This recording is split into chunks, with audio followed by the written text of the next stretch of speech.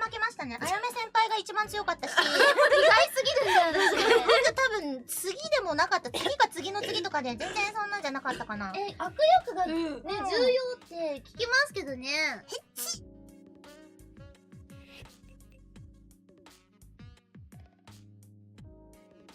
おい。